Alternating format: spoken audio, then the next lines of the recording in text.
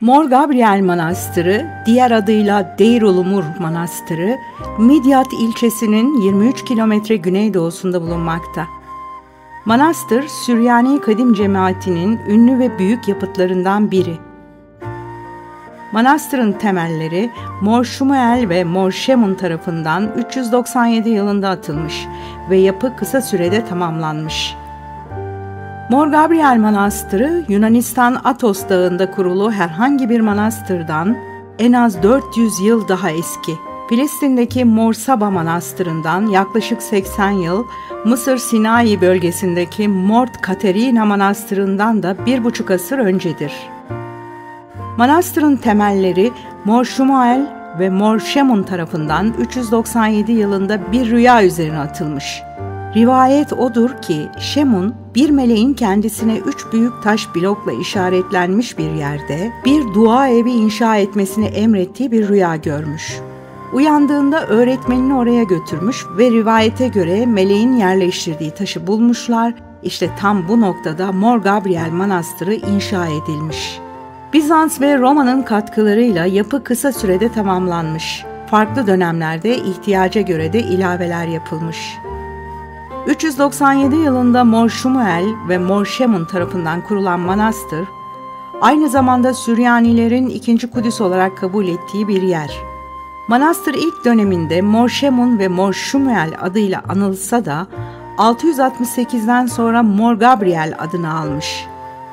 Manastır bölgenin en büyük kütüphanesine sahip.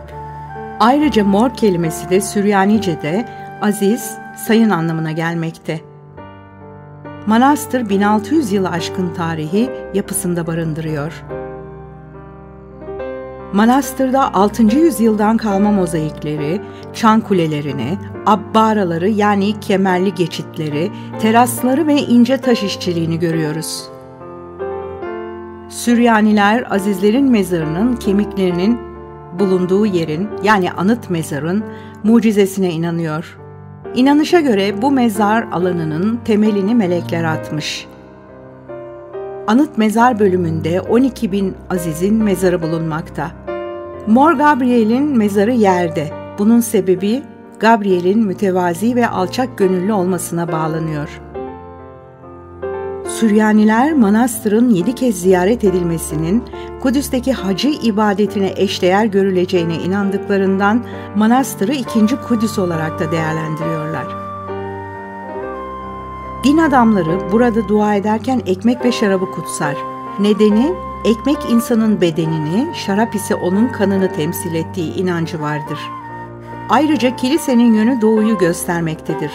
Bunun nedeni ise İsa Mesih'in doğudan geleceğe inancının olmasıdır. Bazı kiliselerde çan kulesi bulunmazken namazlarında 2 adet çan kulesini kullanıyorlar. Manastır tarih boyunca istilalara uğramasına rağmen günümüzde en eski manastırlardan bir tanesi olma özelliğini taşımaya devam ediyor.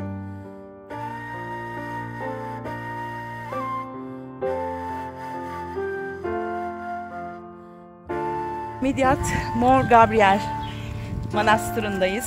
Biraz sonra manastır gezeceğiz. Süryanilerin en büyük Ortodoks manastırı.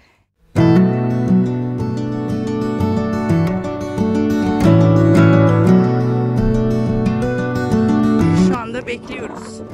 Zannediyorum rehber eşliğinde gezeceğiz. Öyle tahmin ediyorum. Çünkü halihazırda bu manastırın en önemli özelliği hala kullanımda. 60 din adamının yaşadığını biliyoruz. Onların katına çıkamasak da. Evet, rehberi bekliyormuşuz. Şu anda toplanmaya başladık. Süryani halkının kurduğu bir manastır. Süryaniler bu bölgeye ait bir halktır. Yani bir topluluk. Türlü, Kürdü, Arabi gibi en az 5000 yıllık geçmişleri var. Hristiyan bir halktır ama milattan öncesine baktığımızda pagan. O zaman putperest güneşe tapıyordu Süryaniler. Hristiyanlığı kabul ettikten sonra Ortodoks mezhebini kabul etti. Çünkü manastır Süryani Ortodoks Manastırı diye geçiyor. Restore edildiği zamanla eklemeler de olduğu içine dışına bulunduğumuz kilisenin iç tavanı da Bizansların döneminde altın gümüşe kaplamışlardı. yağmalanmıştı bunlar. 15. yüzyılda sadece altar kısmında dediğimiz, yani şurada birkaç parça mozaik kaldı. O döneme ait. Bakarken zemini de orijinal ama mermerler yeni. Tavan mozaikleri Anadolu'nun en eski mozaiğiymiş. Altın yaldız. Manastırın en eski bölümü burası, kilise kısmı. 397 yılından beri var. Yani manastır 1627 yaşında.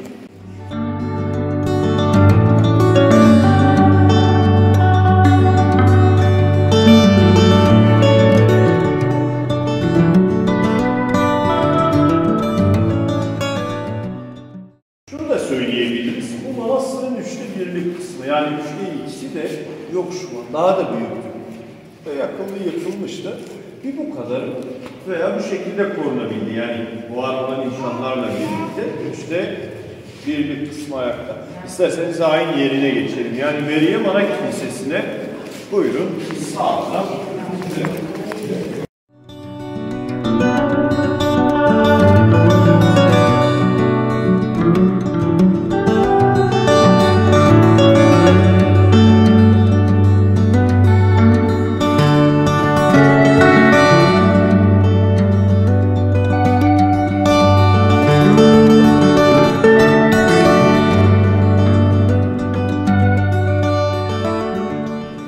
Meryem Ana Kilisesi'ne geldik. Aktif olarak kullandığımız kilise, yani ayin yeri burası. Meryem Ana'nın adına yapılıyor. Yani çoğu yerlerde böyle Meryem Ana kiliselerini görebiliriz. Bu cami gibi her yerde oluyor. Her gün burada sabah, öğlen ve akşam, yani günde 3 sefer ibadet ediliyor. Sadece pazar değil de her gün. Pazar bizde diriliş günü demek. O yüzden özel ama ibadetle ilgili fark etmiyor. Hatta günde toplamda 7 vakit namaz var bizde. 3 toplu, 4'ü de bireysel. Çünkü bizde 7 tam demek. O yüzden 7'ye tamamlıyoruz. Mesela haftanın 7 günü gibi. Ama pek katılım olmuyor dışarıdan buradaki aktivitelere. Halk kiliseye gidiyor. Yani manastıra değil de, çünkü kilise ibadetleri, kilise topluluk demek, cami gibi. Ama manastır inziva yeri, içinehane. O yüzden de halk gelmiyor. Yani baktığımızda manastır dış dünyayla tamamen bağını koparttı. İnsandan, günahtan uzak, münzeyi bir hayat var. Kelime anlamı da manastır yalnız bir hayattır. Gerçekten de bina olsun tek başına. Yaşayanlar da tek rahip ve rahibeler evlenmeden ömür boyu böyle bir yaşam sürdürüyorlar. Yani demek istediğim, kilisele manastır farkı da bunlar. Bir de biz Süryanice ile ibadet ediyoruz. Hemen Süryanice'yi de tanıtalım. Sağdan sola doğru okunuyor. Arapça ve İbranice'ye de benziyor. Bir Sami kökenli bir dil. Ve 27 harften oluşuyor. Hem ibadet dili ve günlük hayatta da biz bu dili halen kullanıyoruz. Canlı bir dil. Yapılmış boş mezarlar var. Yani kalan rahipler için, vefat ederlerse bir yer yapıldı. Zaten yazıp baktığımızda rahipler için mezarlar diyorsun yani şöyle. Kapının üstündeki de Bet Kadişe, yani azizlerin evi.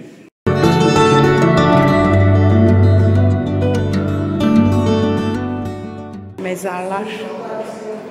Bir kemerin altı bir mezar. Bunun arasındaki yaşamış olan din insanları, yani sivil halkın değil. Evet, manastır adını veren Mor Gabriel'in mezarı, ilk mezarlar.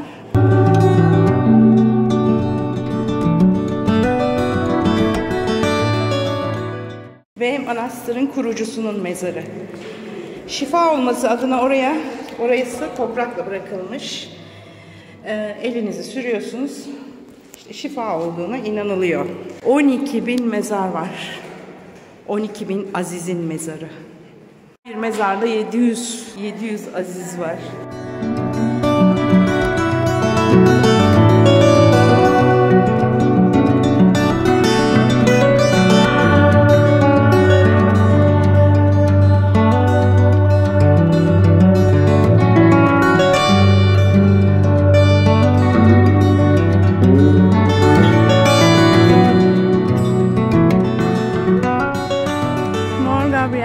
Bir Ortodoks manastırı. 1627 yaşında tam olarak ve tabi rivayetler var Mor Gabriel ile ilgili. Görülen rüya var. Mor bu arada aziz demek. Mor Gabriel bu manastırın kurucusu değil. Ama daha sonra ismini vermişler. Ve oldukça güzel taş işçiliği görüyorsunuz. Süryanice yazılar var. Çünkü burası bir Süryani manastırı. Ve gerçekten de en büyük Süryani manastırlarından bir tanesi. İkinci Kudüs diyebiliriz burası için. Aynı zamanda bir haç yeri burası. Dolayısıyla Süryaniler için aslında Anadolu'da en önemli manastırlardan bir tanesi. Ne yazık ki üst katlara çıkamıyoruz. 60 din adamının hali hazırda, zaten bu manastırı ayıran en önemli özellik hala yaşayan manastır diyorum ben. Dolayısıyla yaşayan din adamları var. Bu yüzden de üst katlara çıkamıyoruz. Ama tabii 1627 yaşında dedim, tadilat görmüş, değişimler yaşamış. Tabii bu bölgenin taş işçiliğini bu manastırda görebiliyorsunuz.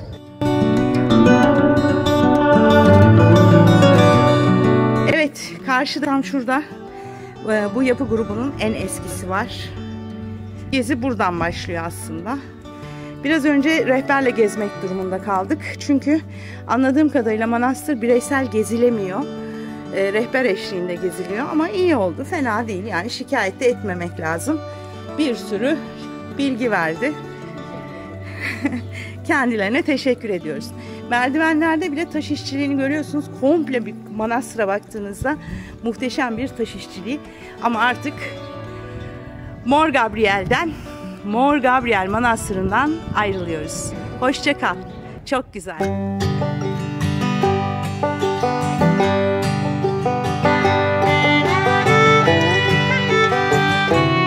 Bak bu da Süryanicesi. 27 harf varmış Süryanice'de.